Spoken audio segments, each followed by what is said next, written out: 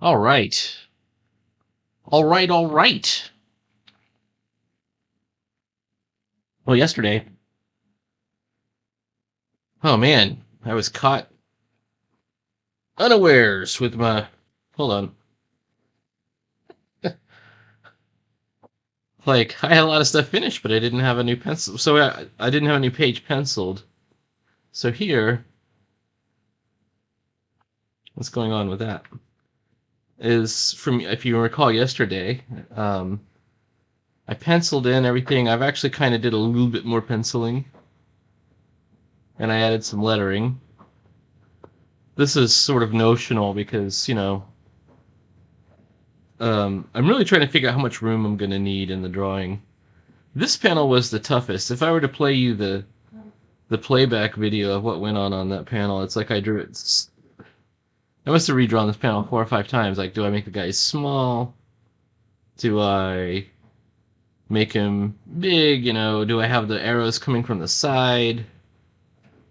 Um, and I settled for this somewhat um, full-on view. It's like I don't know. And did I get the rule of thirds? Let's take a look. There's that third, and then there's that third. Just about. I got the top of his head there. I could probably stretch him or something. And I could even probably move her a little bit further up into the side or something. The rule of thirds is more of a guideline than a hard and fast rule, but it's a good guideline. It's one you should follow when you can. Sometimes it's just too. Um, it's just like this is not following the rule of thirds really at all. But that's okay. Well, it kind of is. I mean, you get the center mass for both characters on the both bottoms there, so it's fine. Um. Anyways, friends, I'm here to tell you it ain't easy. I did my whole workday today. I taught a whole class. When I came home, and I was tired, so I took a nap. And now I'm trying to get my act together. Even when you're tired, you can usually do just your panel borders. Ain't much to it. Ain't much to it, yo. All right, let's do that. Fix that again.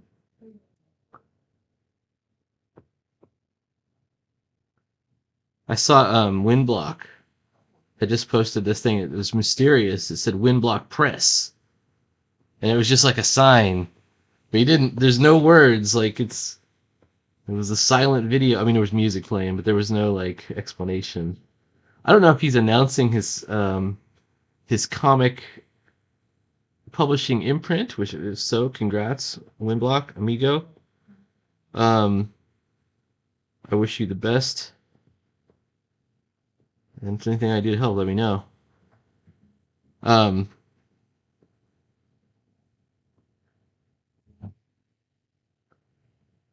but I thought it was cool.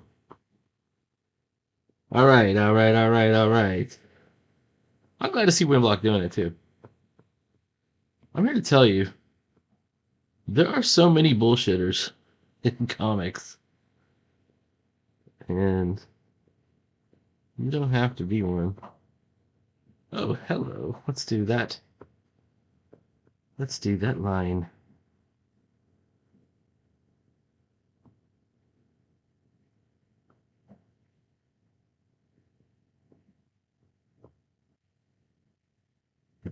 All right, I got some panels. That's it. Thank you very much for tuning in today. It's a 4-minute video. No, we're going to actually do a little bit. We'll do a little bit more. I want to put this layer here. I'm going to rename that to pencils.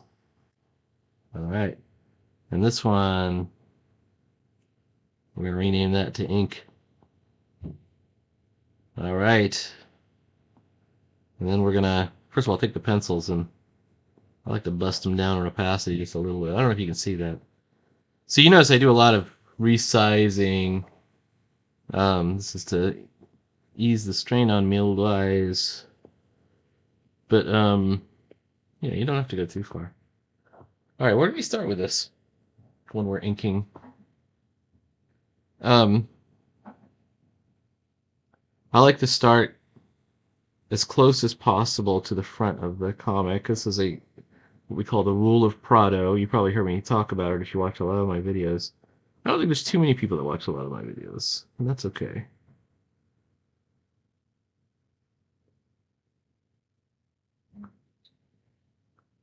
But Joe Prado, in the class I took from him, said always start at the front. So I do.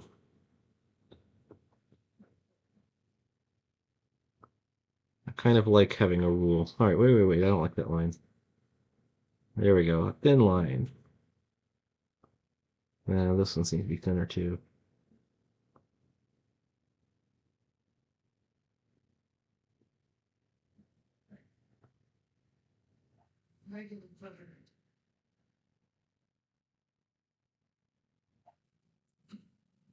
Lay.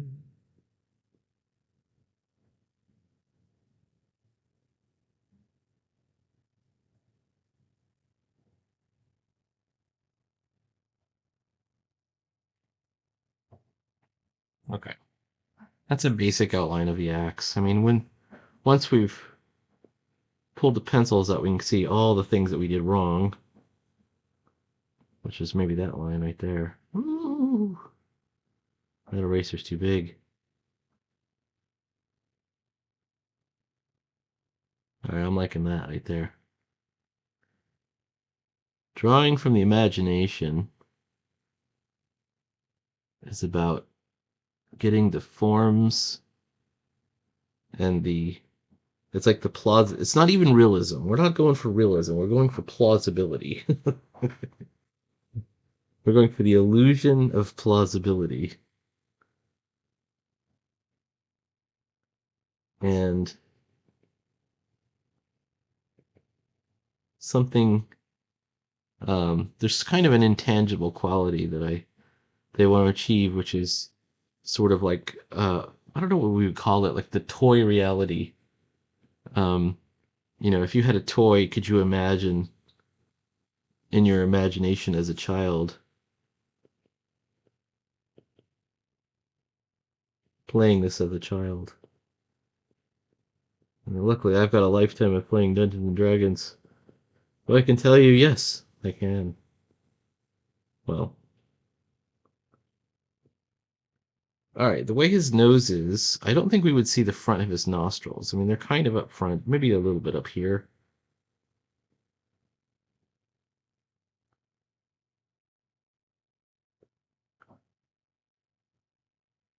Everyone's got a different philosophy of it.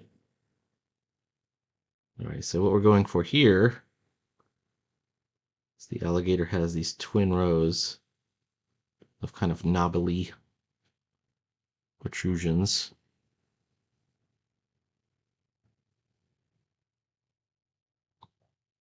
Oh, I don't know if I like that line either.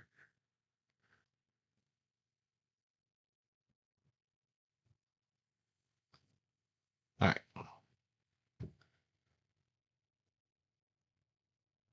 Here's where it's important to look at the drawing from the angle of the viewer. So they're upside down, so I can't just turn it right side up and do it. I have to think about the point of view of the viewer, which means that these lines will be somewhat curved in this direction. All right. And it feels okay.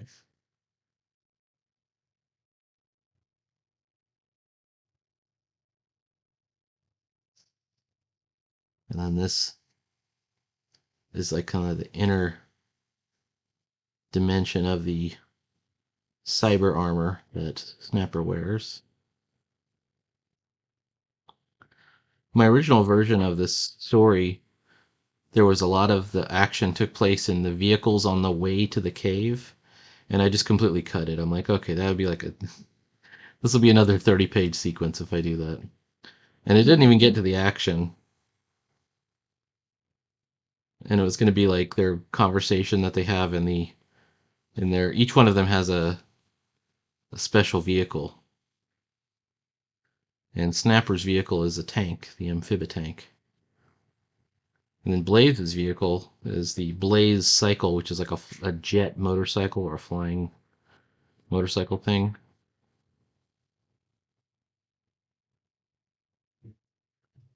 Like I said, this is all it's been cut from the script, but the original version had Blaze showing off for Celeste on his Blaze Cycle on the way to the mission, and then hitting a tree limb and getting knocked off. And it was just meant to show that Blaze is a bit of a show off and he has a flirtation with Celeste. Um, for the expenditure in pages, I decided, it wasn't really worth it. Um, it would loosen up the story and make it kind of wander all over a bit. I mean, it would take at least 4 pages um, on its own, which I'm not above it, but I'm not here to just draw pages because I'm trying to bulk out my script or anything.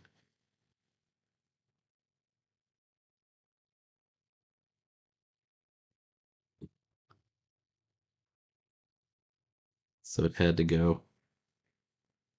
There is a remnant of it in here, believe it or not. And it is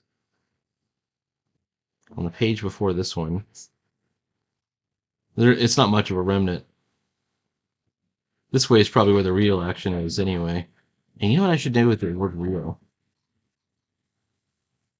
Put some inflection on that. Let's make that italic. This is where the real action is.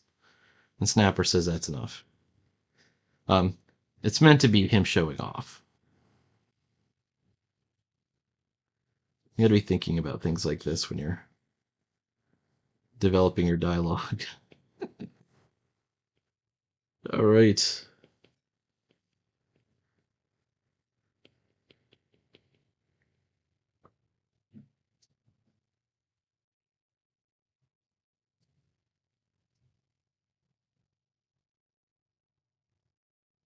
Here comes success over my head. I got the Success single from Iggy Pop.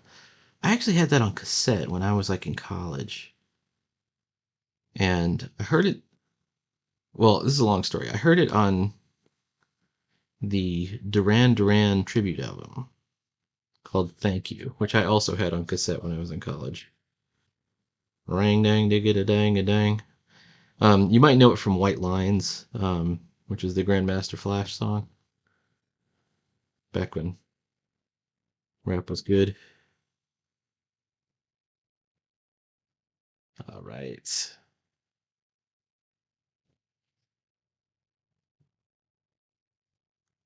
And I'm like, I wish I had that album again. And I can only remember a couple of songs that were on it. Like it has Lay Lady Lay, which is Bob Dylan. It has White Lines, which is great. It had like some of the stuff that I didn't remember that it had on there is it had 911 as a joke, which was Public Enemy, but done by Duran Duran. And then they had um Success, and I'm not even sure I knew it was a um no, I must have known because I had it on. I had the album. It was a. It's so weird. It was a. There's a best of Iggy Pop cassette that I had, which had it on there. Success. Here comes success. And for some reason,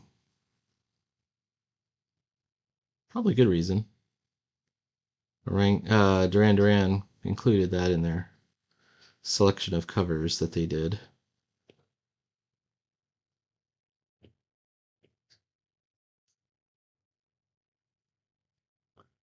Oh, you know what? I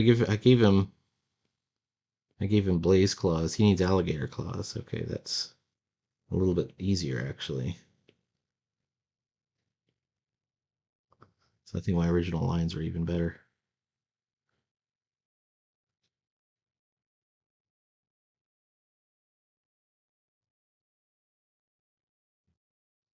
Okay, and all we really have right now is an outline and an incomplete outline. At that, it's missing his hand. um,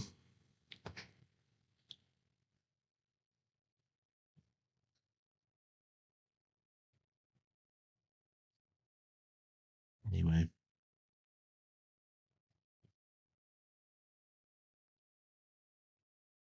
I'm gonna have dinner, so I'm actually just gonna do a couple more lines. There we go. A couple more textures.